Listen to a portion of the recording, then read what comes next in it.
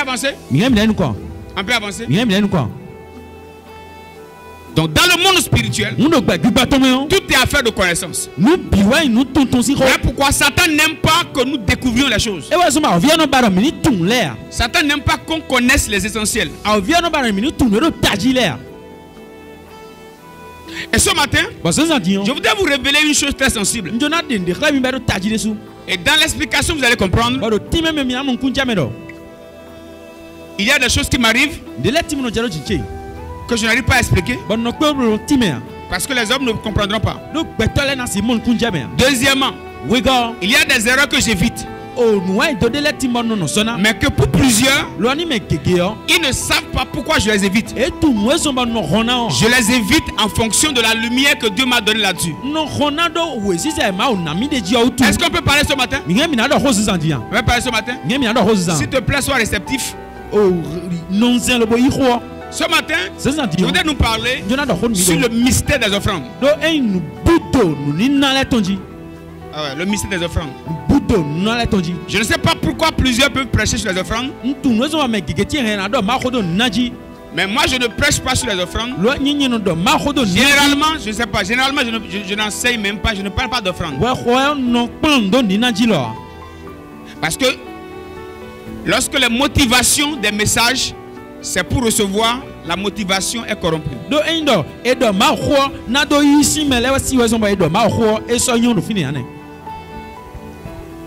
est là?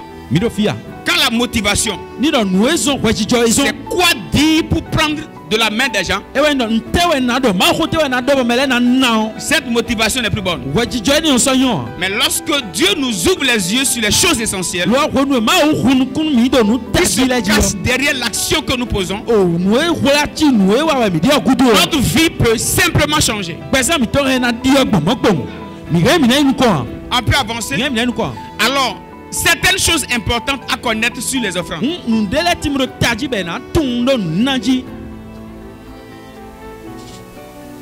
Merci Jésus. Merci Jésus. Je veux prier, toujours prier, prier jusqu'à ce que tu m'exauces. Je veux prier, toujours prier, prier jusqu'à ce que tu... Amen. Dans toute la Bible, d'abord remarquez Dieu demander des offrandes à l'homme. Mais plusieurs fois je me suis demandé, est-ce que Dieu a besoin d'argent? Non. Il est le propriétaire de l'or et de l'argent. Selon Agé 2, le verset 8.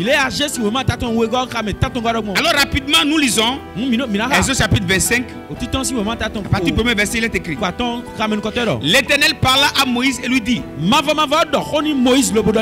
aux enfants d'Israël qu'ils m'apportent une offrande.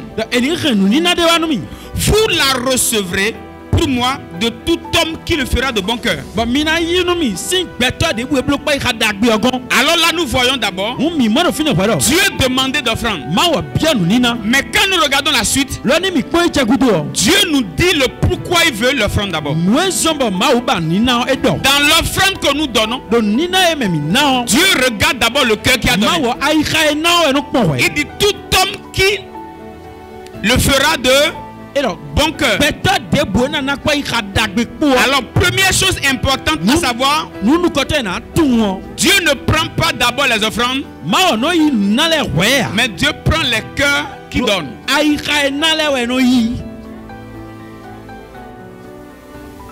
Voilà pourquoi quand nous donnons, Dieu ne regarde pas d'abord ce que nous déposons, mais Dieu regarde dans notre cœur.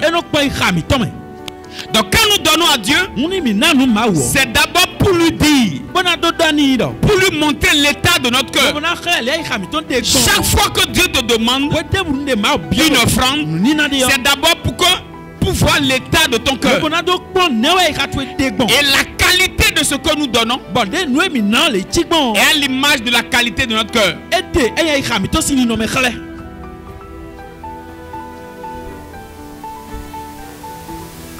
C'est très important. C'est très important. Ça révèle la nature de notre cœur. Et donner ne dépend pas de la grande richesse qu'on a. Vous me suivez?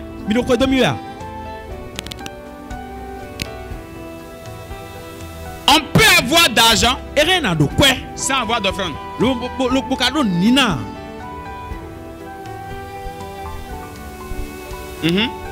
peut avoir d'argent, mais on n'a pas d'offrande. Là, c'est quoi l'offrande? L'offrande, c'est la capacité de tuer ce qu'on a. C'est ça l'offrande. L'offrande, c'est la capacité de se détacher de ce qu'on a pour l'offrir.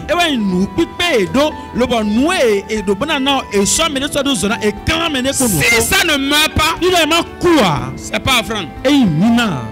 Donc lorsque nous donnons, ce qui nous quitte, ça meurt. C'est pourquoi j'ai dit, on peut avoir d'argent sans avoir d'offrande. C'est-à-dire, on peut avoir l'argent et refuser de tuer ça. Ça devient offrande lorsque ça meurt. Mais quand c'est là, si ça ne meurt pas, c'est de l'argent. C'est pas de l'offrande. Voilà pourquoi on peut noter dans la vie de Nabal, dans 1 Samuel 25, on nous relate l'histoire d'un homme très riche. Il a, mais ne peut pas tuer ça. Donc, on peut en avoir sans tuer. On peut avoir d'argent sans avoir d'offrande. C'est possible. Jésus rencontre un jeune homme qui veut réussir. Dans Marc chapitre 10, à partir du verset 21, et puis dit, Jésus l'ayant regardé les marre et lui dit, il te manque une chose. En fait, avant que Jésus ne parle, la Bible dit que le jeune homme s'est approché de Jésus, il s'est mis à genoux. Il dit, je suis les 10 commandements de Dieu. Je lutte pour être bon. Jésus l'a regardé. Quand Jésus l'a regardé, Jésus a vu, il avait un problème. Le problème qu'il avait, il avait l'argent, mais il n'avait pas d'offrande. Jésus lui dit, alors va vendre ce que tu as. Donne. Il dit, je veux être très proche de Dieu, mais je ne veux pas tuer. La Bible dit, le jeune homme s'est retiré très triste. Il avait, mais ne voulait rien tuer. Dis à quelqu'un, apprends à tuer. Regarde quelqu'un, dis apprends à tuer. On peut avoir d'argent sans avoir d'offrande, sans avoir de semences, sans avoir de dîmes. Ah ouais. Que Dieu nous aide. On peut évoluer. J'ai remarqué dans plusieurs passages de la Bible, toutes les fois qu'il s'agit d'offrande, généralement, les anges descendent. Je me suis demandé pourquoi. C'est-à-dire, derrière l'offrande, il y a certaines réalités spirituelles. Écoutez-moi bien. Il n'y a pas d'invocation sans sacrifice. Sans une offrande. Il n'y a pas. C'est-à-dire quoi? Allez demander même aux féticheurs. Les divinités ne descendent pas s'il n'y a pas quelque chose qui est déposé sur l'autel. Jamais.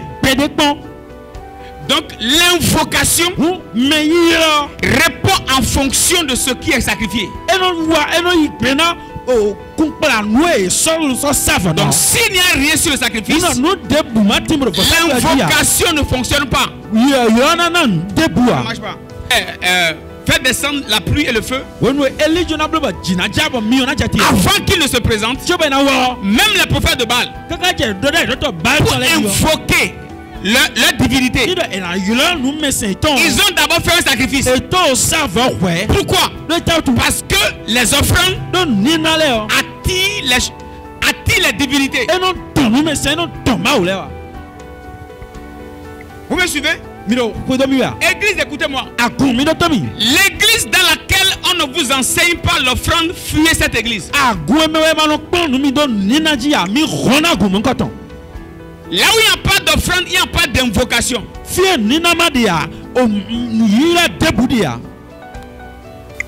Si tu comprends ce message, il y a des souffrances que tu ne connaîtras plus jamais. Ils ont déposé leur offrande. Et ils ont invoqué Baal.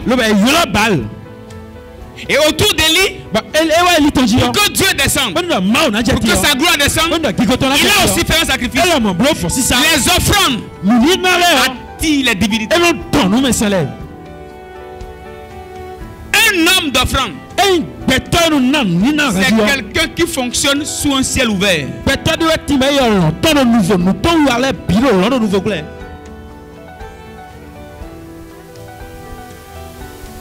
Ce matin, je voudrais vous donner l'un de mes secrets.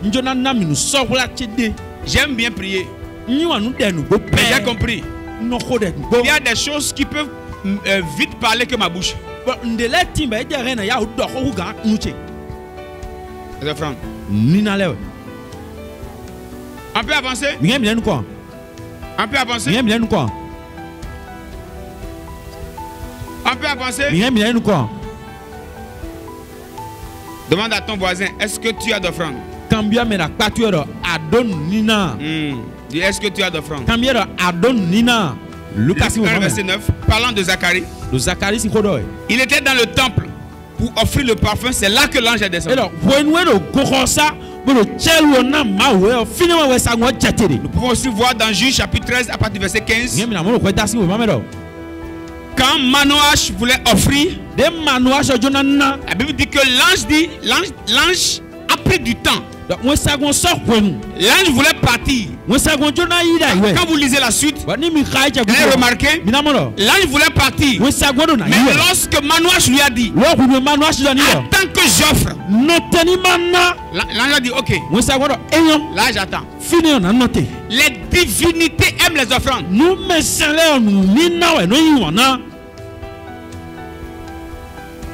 Que les chrétiens comprennent ces choses-là.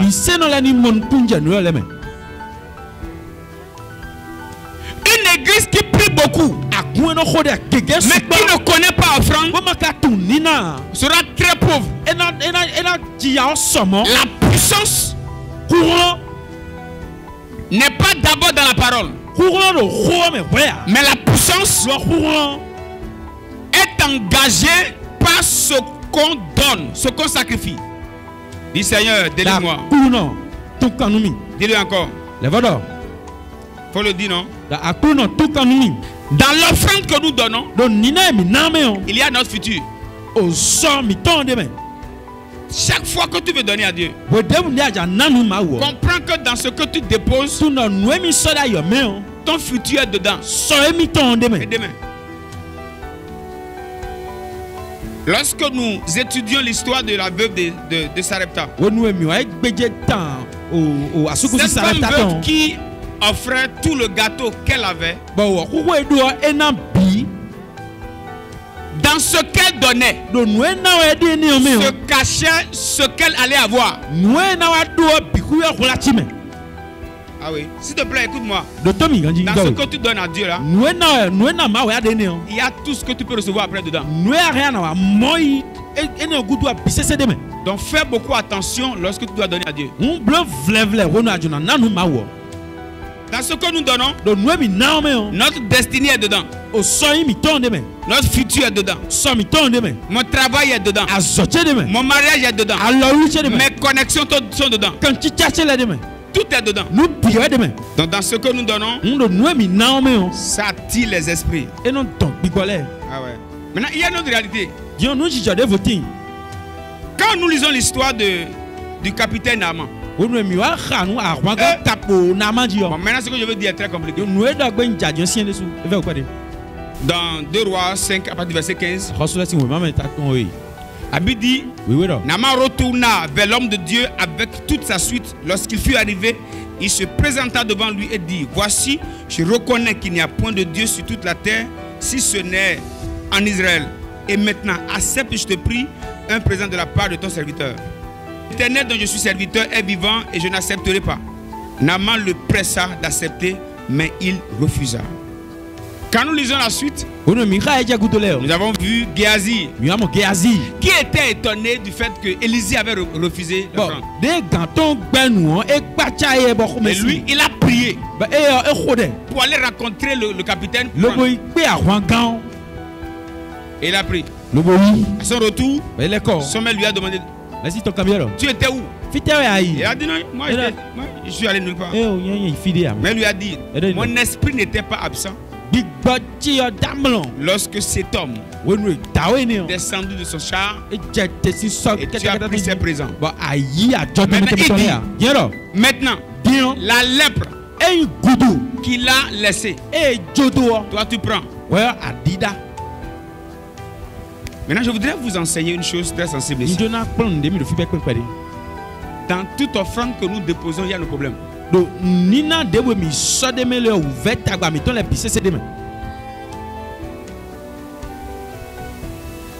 Dans nos offrandes, il y a nos problèmes.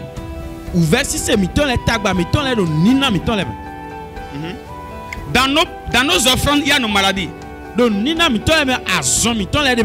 nos offrandes, il y a nos combats. Donc quand Dieu nous demande d'offrande, il nous demande nos maladies, nos pauvretés, nos combats. Donc celui qui refuse d'offrir, il a gardé tous ses problèmes. Peut-être il prenait pour d'autres, mais pour celui-là il a refusé. Derrière cette offrande, il y avait quelque chose de mystique ou bien il y avait quelque chose qui n'allait pas faire du bien au prophète. Et il a refusé.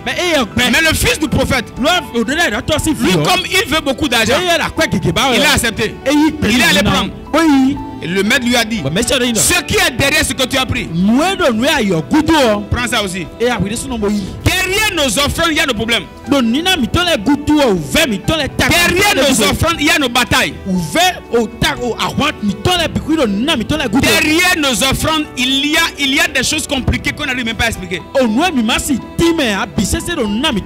Dis à quelqu'un, derrière tout ce que tu donnes, il y a tes problèmes. Vous êtes toujours là? Au moins un peu.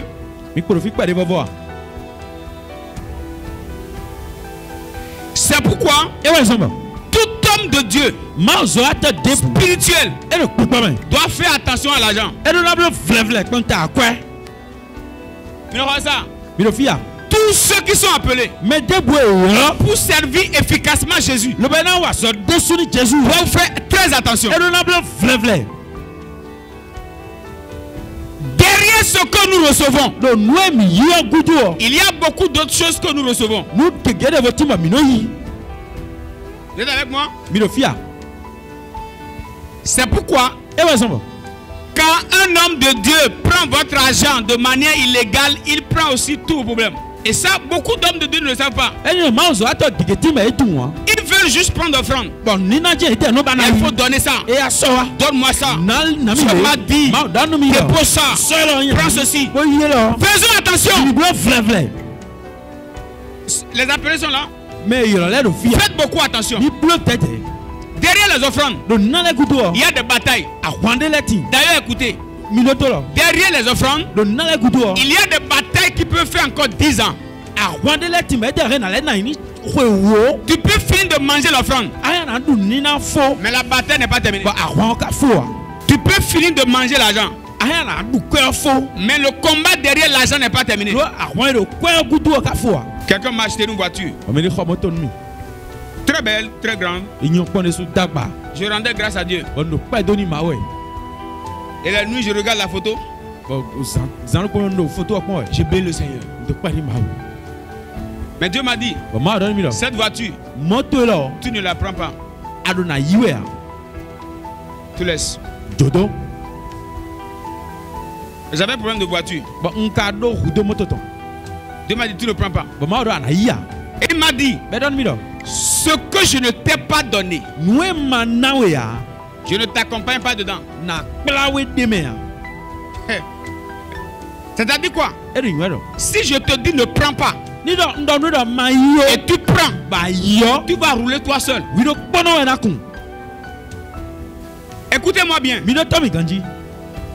Faisons attention même aux choses qu'on nous donne. Vous voulez vivre longtemps? Vous voulez aller loin avec Dieu? Il y a des principes qu'on ne viole pas. Ne prenez pas ce qui ne vous appartient pas.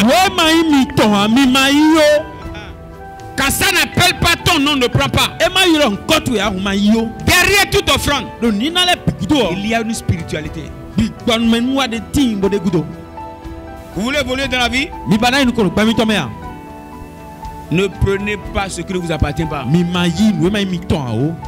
Même ce que vous donnez ici, je ne dois pas prendre. Je ne prends pas. On a fait une offrande ici il y a un temps. Par rapport au droit d'alliance. C'est ceux qui étaient là. Allez dans mon bureau. Ouvrez mon tiroir. C'est là. C'est pas pour moi. Beaucoup d'hommes de Dieu sont malades, meurent vite parce qu'ils ne comprennent pas certaines réalités.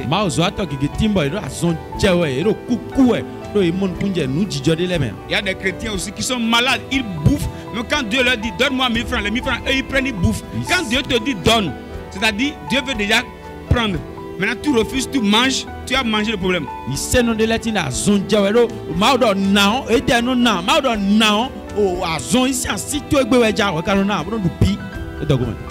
Ce que nous donnons à Dieu n'est pas évalué en fonction de ce que nous déposons, mais en fonction de ce qui nous reste. J'ai prié pour plusieurs personnes qui m'ont fait de bonnes enveloppes. Quand Dieu me dit ne prends pas, je dépose. Mais quand vous fonctionnez de telle manière avec Dieu, Dieu vous prendra toujours en charge. Je vous donne un secret ce matin. Faites attention à vos offrandes. Prenez au sérieux votre offrande. Protégez votre offrande. L'offrande que moi j'ai donnée ce matin, c'est depuis hier que je priais sur mon offrande. Qui veut être élevé ici? Dis Seigneur, je veux être élevé. Plus de grâce. Plus de grâce. Plus de grâce. Plus de grâce. Seigneur, fais-moi plus de grâce. Fais-moi plus de grâce. Au nom de Jésus. Donne-moi, Seigneur, la grâce d'offrir. Donne-moi la grâce de sacrifier. Donne-moi la grâce de te suivre, de t'écouter quand il s'agira de donner. Donne-moi un cœur qui donne. Au nom de Jésus. Amen.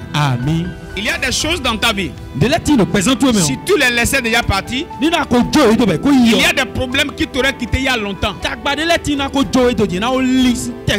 Mais tu les préserves.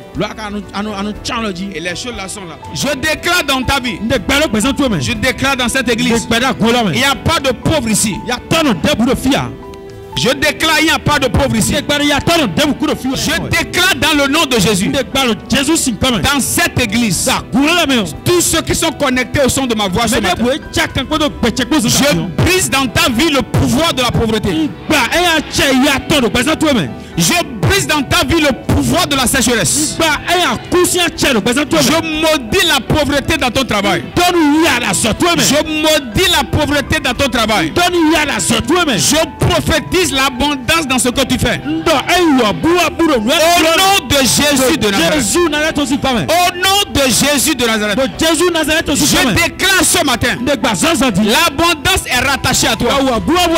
La prospérité est rattachée à toi. La bénédiction est rattachée à toi. Tu ne manqueras plus d'argent. Je prophétise sur la semaine. La semaine est remplie de richesses. Même les petites portes que tu frappes vont te sortir les grosses bénédictions. Celui dont je parle reçoit au nom de Jésus. Celui dont je parle reçoit au nom de Jésus. Je vois des portes qui s'ouvrent cette semaine. Dans le nom puissant de Jésus. Je vois des portes qui s'ouvrent cette semaine. Je vois ascension, ascension. Je vois promotion. Je vois promotion. Je vois promotion. Déjà cette semaine, j'engage la parole derrière ta vie. Au nom de Jésus, la semaine là ne finira pas comme ça. Au nom de Jésus, la semaine là, cette semaine, j'ai dit cette semaine, cette semaine ne finira pas comme ça.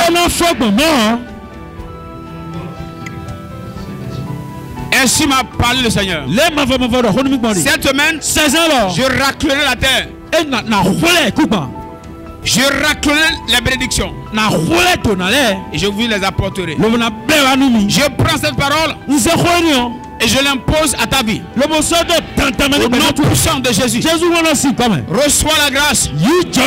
Que les trésors cachés de la terre te soient accessibles. Que les trésors cachés de la terre te soient accessibles. Au nom vivant de Jésus. Je déclare, si dans ta famille c'est la sécheresse, la pauvreté, ce matin, je brise le cycle. Je brise ce cycle. Je brise ce cycle. Le cycle est brisé. Le cycle est brisé. Je bénis tes finances. Je bénis l'œuvre de tes mains. Je déclare l'abondance dans ce que tu fais.